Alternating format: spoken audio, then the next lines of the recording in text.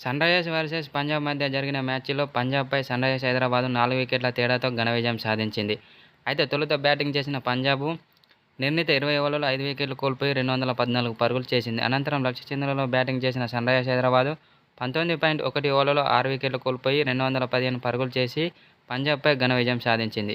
అయితే సన్‌రైజర్స్ యొక్క బ్యాటింగ్ చూసుకున్నట్లయితే అభిషేక్ శర్మ చాలా అద్భుతంగా బ్యాటింగ్ చేశాడు. 28 బంతుల్లో 66 పరుగులు చేశాడు. అందులో 5 ఫోర్లు, 6 సిక్స్‌లు ఉన్నాయి. రాహుల్ త్రిపాఠి 33 పరుగులు చేయగా నితీష్ కుమార్ రెడ్డి 37 పరుగులతో రాణించాడు. చివర్లో క్లాసెన్ చాలా అద్భుతమైన ఇన్నింగ్స్ ఆడి జట్టు విజయంలో కీలక పాత్ర పోషించాడు. అయితే సన్‌రైజర్స్ ఆటగాళ్లపై టీమిండియా మాజీ క్రికెటర్ అయిన వీరేంద్ర సెహ్వాగ్ కీలక వ్యాఖ్యలు చేశాడు. ప్రారంభం నుంచి చాలా అద్భుతంగా ఆడుతూ అదే ఫామ్‌ను కంటిన్యూ చేస్తూ జట్టు విజయాల్లో కీలక పాత్ర పోషిస్తున్నారని సన్‌రైజర్స్ ఆటగాళ్లపై ప్రశంసల వర్షం కురిపిస్తున్నాడు వీరేంద్ర సెహ్వాగ్.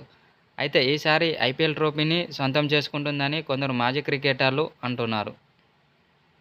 ఎస్ఆర్హెచ్ ఆటగాళ్లలో ట్రావిస్ హెడ్, అభిషేక్ శర్మ చాలా అద్భుతంగా ఆడుతున్నారని వారిపై ప్రశంసల వర్షం కురిపించాడు వీరేంద్ర సెహ్వాగ్. అయితే ఈ విషయాన్ని సోషల్ మీడియా ద్వారా పేర్కొన్నాడు.